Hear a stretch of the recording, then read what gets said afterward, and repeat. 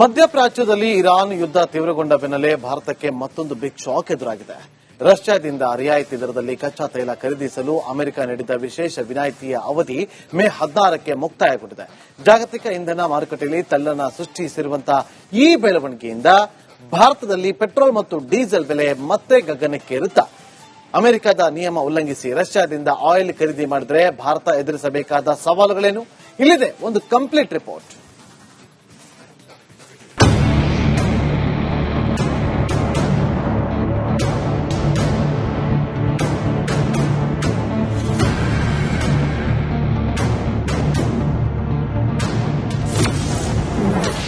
ಅಮೆರಿಕದ ದ್ವಂದ್ವ ನೀತಿ, ತೈಲ ಸಂಕಷ್ಟ,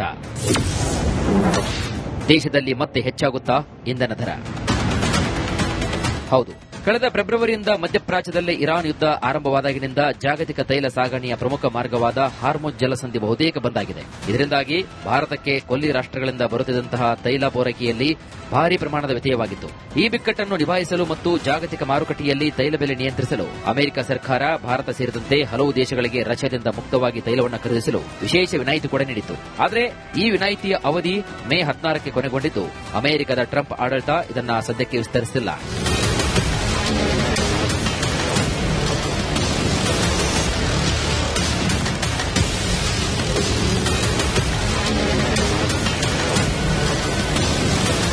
ಮೇ 16ರ ಗಡುವು ಮುಗಿತಾ ಇರುವುದರಿಂದ ಭಾರತದ ಮುಂದೆ ಈಗ ಕಠಿಣ ಸವಾಲುಗಳಿವೆ. ಒಂದು ವೇಳೆ ಭಾರತ ಅಮೆರಿಕದ ಕಣ್ಣು ತಪ್ಪಿಸಿ ಅಥವಾ ನಿಯಮ ಮೀರಿ ರಷ್ಯಾದಿಂದ ತೈಲವನ್ನು ಖರೀದಿಸಿದರೆ ಏನಾಗಬಹುದು ಎನ್ನುವುದಕ್ಕೆ ಕೂಡ ದೊಡ್ಡ ಪ್ರಶ್ನೆಯಾಗಿದೆ.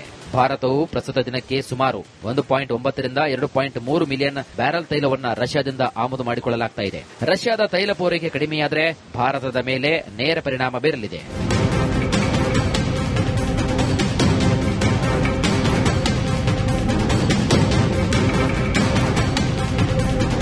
ಸದ್ಯ ಅಗ್ಗದ ದರದಲ್ಲಿ ಖರೀದಿಸುತ್ತಿರುವಂತಹ ರಷ್ಯಾ ತೈಲ ನಿಂತರೆ ಭಾರತವು ದುಬಾರಿ ಬೆಲೆಗೆ ಪಶ್ಚಿಮ ಆಫ್ರಿಕಾ ಅಥವಾ ಅಮೆರಿಕದಿಂದ ತೈಲವನ್ನು ಖರೀದಿಸಬೇಕಾಗುತ್ತದೆ. ಇದು ದೇಶೀಯ ಮಾರುಕಟ್ಟೆಯಲ್ಲಿ ಪೆಟ್ರೋಲ್, ಡೀಸೆಲ್ ಮತ್ತು ಎಲ್ಪಿಜಿ ಬೆಲೆ ಏರಿಕೆಗೆ ಕಾರಣ ಕೂಡವಾಗಬಹುದು. ಇಂಧನ ಬೆಲೆ ಏರಿಕೆಯಾದರೆ ಸಾರಿಗೆ ವೆಚ್ಚ ಹೆಚ್ಚಾಗಿ ದೇಶದಲ್ಲಿ ಅಗತ್ಯ ವಸ್ತುಗಳ ಬೆಲೆಯೂ ಕೂಡ ದುಬಾರಿಯಾಗಲಿದೆ.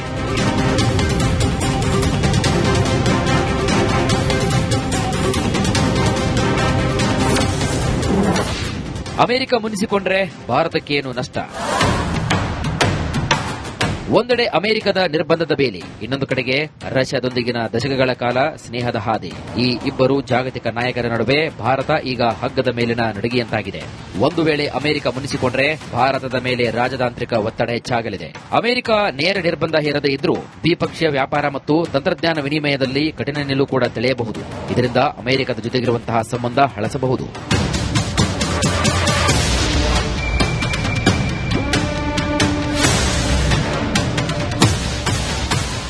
ಒಂದೆಡೆ ಮಧ್ಯಪ್ರಾಚ್ಯದ ಯುದ್ಧದ ಜ್ವಾಲೆ, ಇನ್ನೊಂದು ಕಡೆಗೆ ಅಮೆರಿಕದ ನಿರ್ಬಂಧಗಳ ಬೇಲಿ. ಈ ಎರಡರ ನಡುವೆ ಭಾರತ ತನ್ನ ಸ್ವಾವಲಂಬಿ ವಿದೇಶಾಂಗ ನೀತಿಯ ಮೂಲಕ ದೇಶದ ಇಂಧನ ಭದ್ರತೆಯನ್ನು ಹೇಗೆ ಕಾಪಾಡಿಕೊಳ್ಳುತ್ತದೆ? ಮುಂದಿನ ದಿನಗಳಲ್ಲಿ ತೈಲ ರಾಜಕೀಯ ಯಾವ ತಿರುವನ್ನ ಪಡೆಯಲಿದೆ ಎಂಬುದನ್ನು ಕಾದು ನೋಡಬೇಕಾಗಿದೆ. Bureau report, republic Kannada. ಮಧ್ಯಪ್ರಾಚ್ಯದಲ್ಲಿ ಇರಾನ್ ಯುದ್ಧ ತೀವ್ರಗೊಂಡ ಬೆನ್ನಲ್ಲೇ ಭಾರತಕ್ಕೆ ಮತ್ತೊಂದು ಬಿಗ್ ಶಾಕ್ ಎದುರಾಗಿದೆ. ರಷ್ಯಾದಿಂದ ರಿಯಾಯಿತಿ ದರದಲ್ಲಿ ಕಚ್ಚಾ ತೈಲ ಖರೀದಿಸಲು ಅಮೆರಿಕ ನೀಡಿದ್ದ ವಿಶೇಷ ವಿನಾಯಿತಿಯ ಅವಧಿ ಮೇ 16ಕ್ಕೆ ಮುಕ್ತಾಯಗೊಂಡಿದೆ. ಜಾಗತಿಕ ಇಂಧನ ಮಾರುಕಟ್ಟೆಯಲ್ಲಿ ತಲ್ಲಣ ಸೃಷ್ಟಿಸಿರುವಂತಹ ಈ ಬೆಳವಣಿಗೆಯಿಂದ ಭಾರತದಲ್ಲಿ ಪೆಟ್ರೋಲ್ ಮತ್ತು ಡೀಸೆಲ್ ಬೆಲೆ ಮತ್ತೆ ಗಗನಕ್ಕೇರುತ್ತಾ ಅಮೆರಿಕದ ನಿಯಮ ಉಲ್ಲಂಘಿಸಿ ರಷ್ಯಾದಿಂದ ಆಯಿಲ್ ಖರೀದಿ ಮಾಡಿದ್ರೆ ಭಾರತ ಎದುರಿಸಬೇಕಾದ ಸವಾಲುಗಳೇನು? ಇಲ್ಲಿದೆ ಒಂದು ಕಂಪ್ಲೀಟ್ ರಿಪೋರ್ಟ್.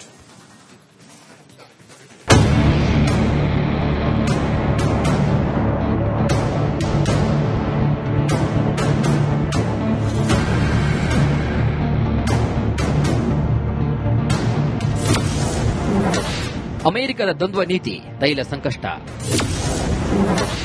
ದೇಶದಲ್ಲಿ ಮತ್ತೆ ಹೆಚ್ಚಾಗುತ್ತಾ ಇಂಧನ ದರ. ಹೌದು, ಕಳೆದ ಫೆಬ್ರವರಿಯಿಂದ ಮಧ್ಯಪ್ರಾಚ್ಯದಲ್ಲಿ ಇರಾನ್ ಯುದ್ಧ ಆರಂಭವಾದಾಗಿನಿಂದ ಜಾಗತಿಕ ತೈಲ ಸಾಗಣೆಯ ಪ್ರಮುಖ ಮಾರ್ಗವಾದ ಹಾರ್ಮುಜ್ ಜಲಸಂಧಿ ಬಹುತೇಕ ಬಂದಾಗಿದೆ. ಇದರಿಂದಾಗಿ ಭಾರತಕ್ಕೆ ಕೊಲ್ಲಿ ರಾಷ್ಟ್ರಗಳಿಂದ ಬರುತ್ತಿದ್ದಂತಹ ತೈಲ ಪೂರೈಕೆಯಲ್ಲಿ ಭಾರಿ ಪ್ರಮಾಣದ ವ್ಯತ್ಯಯವಾಗಿತ್ತು. ಈ ಬಿಕ್ಕಟ್ಟನ್ನು ನಿಭಾಯಿಸಲು ಮತ್ತು ಜಾಗತಿಕ ಮಾರುಕಟ್ಟೆಯಲ್ಲಿ ತೈಲ ಬೆಲೆ ನಿಯಂತ್ರಿಸಲು ಅಮೆರಿಕ ಸರ್ಕಾರ ಭಾರತ ಸೇರಿದಂತೆ ಹಲವು ದೇಶಗಳಿಗೆ ರಷ್ಯಾದಿಂದ ಮುಕ್ತವಾಗಿ ತೈಲವನ್ನು ಖರೀದಿಸಲು ವಿಶೇಷ ವಿನಾಯಿತಿ ಕೂಡ ನೀಡಿತ್ತು. ಆದರೆ ಈ ವಿನಾಯಿತಿಯ ಅವಧಿ ಮೇ 16ಕ್ಕೆ ಕೊನೆಗೊಂಡಿದ್ದು ಅಮೆರಿಕದ ಟ್ರಂಪ್ ಆಡಳಿತ ಇದನ್ನು ಸದ್ಯಕ್ಕೆ ವಿಸ್ತರಿಸಿಲ್ಲ.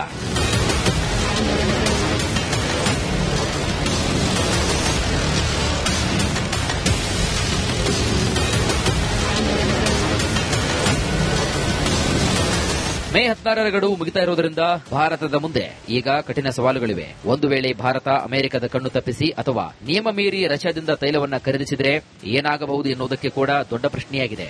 ಭಾರತವು ಪ್ರಸ್ತುತ ದಿನಕ್ಕೆ ಸುಮಾರು 1.9 ರಿಂದ 2.3 ಮಿಲಿಯನ್ ಬ್ಯಾರಲ್ ತೈಲವನ್ನ ರಷ್ಯಾದಿಂದ ಆಮದು ಮಾಡಿಕೊಳ್ಳಲಾಗ್ತಾ ಇದೆ.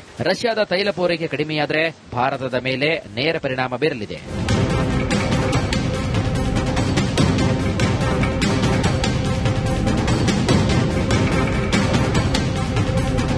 ಸದ್ಯ ಅಗ್ಗದ ದರದಲ್ಲಿ ಖರೀದಿಸುತ್ತಿರುವಂತಹ ರಷ್ಯಾ ತೈಲ ನಿಂತರೆ ಭಾರತವು ದುಬಾರಿ ಬೆಲೆಗೆ ಪಶ್ಚಿಮ ಆಫ್ರಿಕಾ ಅಥವಾ ಅಮೆರಿಕದಿಂದ ತೈಲವನ್ನ ಖರೀದಿಸಬೇಕಾಗುತ್ತದೆ. ಇದು ದೇಶೀಯ ಮಾರುಕಟ್ಟೆಯಲ್ಲಿ ಪೆಟ್ರೋಲ್, ಡೀಸೆಲ್ ಮತ್ತು ಎಲ್ಪಿಜಿ ಬೆಲೆ ಏರಿಕೆಗೆ ಕಾರಣ ಕೂಡವಾಗಬಹುದು. ಇಂಧನ ಬೆಲೆ ಏರಿಕೆಯಾದರೆ ಸಾರಿಗೆ ವೆಚ್ಚ ಹೆಚ್ಚಾಗಿ ದೇಶದಲ್ಲಿ ಅಗತ್ಯ ವಸ್ತುಗಳ ಬೆಲೆಯೂ ಕೂಡ ದುಬಾರಿಯಾಗಲಿದೆ.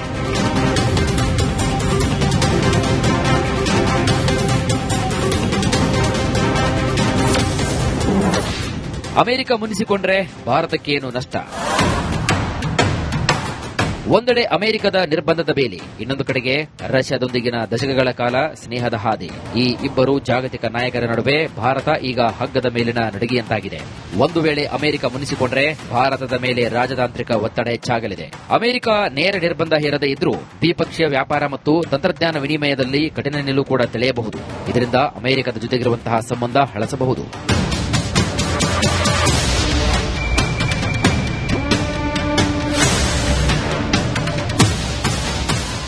ಒಂದೆಡೆ ಮಧ್ಯಪ್ರಾಚ್ಯದ ಯುದ್ಧದ ಜ್ವಾಲೆ, ಇನ್ನೊಂದು ಕಡೆಗೆ ಅಮೆರಿಕದ ನಿರ್ಬಂಧಗಳ ಬೇಲಿ. ಈ ಎರಡರ ನಡುವೆ ಭಾರತ ತನ್ನ ಸ್ವಾವಲಂಬಿ ವಿದೇಶಾಂಗ ನೀತಿಯ ಮೂಲಕ ದೇಶದ ಇಂಧನ ಭದ್ರತೆಯನ್ನ ಹೇಗೆ ಕಾಪಾಡಿಕೊಳ್ಳುತ್ತದೆ? ಮುಂದಿನ ದಿನಗಳಲ್ಲಿ ತೈಲ ರಾಜಕೀಯ ಯಾವ ತಿರುವನ್ನ ಪಡೆಯಲಿದೆ ಎಂಬುದನ್ನು ಕಾದು ನೋಡಬೇಕಾಗಿದೆ. Bureau report, republic Kannada.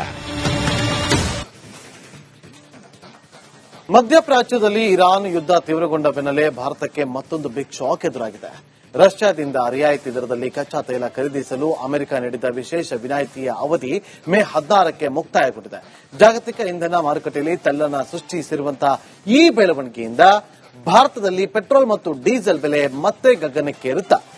ಅಮೆರಿಕದ ನಿಯಮ ಉಲ್ಲಂಘಿಸಿ ರಷ್ಯಾದಿಂದ ಆಯಿಲ್ ಖರೀದಿ ಮಾಡಿದರೆ ಭಾರತ ಎದುರಿಸಬೇಕಾದ ಸವಾಲುಗಳೇನು? ಇಲ್ಲಿದೆ ಒಂದು ಕಂಪ್ಲೀಟ್ ರಿಪೋರ್ಟ್.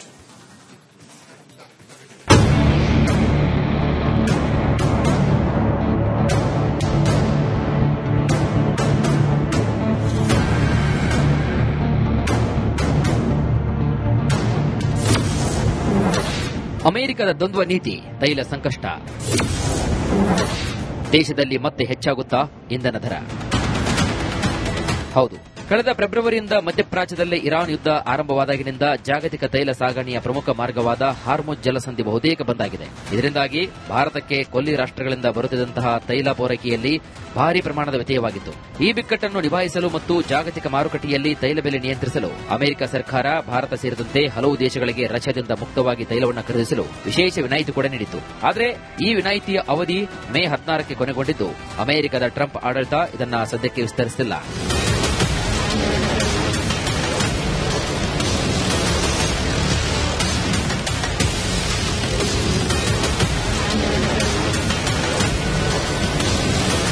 ಮೇ 16ರ ಗಡುವು ಮುಗಿತಾ ಇರುವುದರಿಂದ ಭಾರತದ ಮುಂದೆ ಈಗ ಕಠಿಣ ಸವಾಲುಗಳಿವೆ. ಒಂದು ವೇಳೆ ಭಾರತ ಅಮೆರಿಕದ ಕಣ್ಣು ತಪ್ಪಿಸಿ ಅಥವಾ ನಿಯಮ ಮೀರಿ ರಷ್ಯಾದಿಂದ ತೈಲವನ್ನ ಖರೀದಿಸಿದರೆ ಏನಾಗಬಹುದು ಎನ್ನುವುದಕ್ಕೆ ಕೂಡ ದೊಡ್ಡ ಪ್ರಶ್ನೆಯಾಗಿದೆ.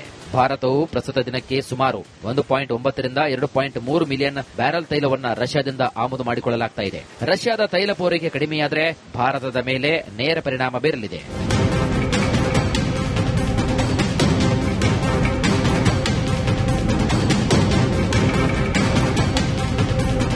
ಸದ್ಯ ಅಗ್ಗದ ದರದಲ್ಲಿ ಖರೀದಿಸುತ್ತಿರುವಂತಹ ರಷ್ಯಾ ತೈಲ ನಿಂತರೆ ಭಾರತವು ದುಬಾರಿ ಬೆಲೆಗೆ ಪಶ್ಚಿಮ ಆಫ್ರಿಕಾ ಅಥವಾ ಅಮೆರಿಕದಿಂದ ತೈಲವನ್ನ ಖರೀದಿಸಬೇಕಾಗುತ್ತದೆ. ಇದು ದೇಶೀಯ ಮಾರುಕಟ್ಟೆಯಲ್ಲಿ ಪೆಟ್ರೋಲ್, ಡೀಸೆಲ್ ಮತ್ತು ಎಲ್ಪಿಜಿ ಬೆಲೆ ಏರಿಕೆಗೆ ಕಾರಣ ಕೂಡವಾಗಬಹುದು.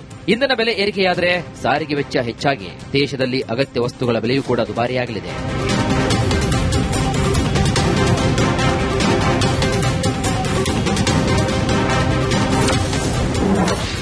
ಅಮೆರಿಕ ಮುನಿಸಿಕೊಂಡ್ರೆ ಭಾರತಕ್ಕೇನು ನಷ್ಟ? ಒಂದೆಡೆ ಅಮೆರಿಕದ ನಿರ್ಬಂಧದ ಬೇಲಿ, ಇನ್ನೊಂದು ಕಡೆಗೆ ರಷ್ಯಾದೊಂದಿಗಿನ ದಶಕಗಳ ಕಾಲ ಸ್ನೇಹದ ಹಾದಿ. ಈ ಇಬ್ಬರು ಜಾಗತಿಕ ನಾಯಕರ ನಡುವೆ ಭಾರತ ಈಗ ಹಗ್ಗದ ಮೇಲಿನ ನಡಿಗೆಯಂತಾಗಿದೆ. ಒಂದು ವೇಳೆ ಅಮೆರಿಕ ಮುನಿಸಿಕೊಂಡ್ರೆ ಭಾರತದ ಮೇಲೆ ರಾಜತಾಂತ್ರಿಕ ಒತ್ತಡ ಹೆಚ್ಚಾಗಲಿದೆ. ಅಮೆರಿಕ ನೇರ ನಿರ್ಬಂಧ ಹೇರದೇ ಇದ್ರೂ ದ್ವಿಪಕ್ಷೀಯ ವ್ಯಾಪಾರ ಮತ್ತು ತಂತ್ರಜ್ಞಾನ ವಿನಿಮಯದಲ್ಲಿ ಕಠಿಣ ನಿಲುವು ಕೂಡ ತೆಳೆಯಬಹುದು. ಇದರಿಂದ ಅಮೆರಿಕದ ಜೊತೆಗಿರುವಂತಹ ಸಂಬಂಧ ಹಳಸಬಹುದು.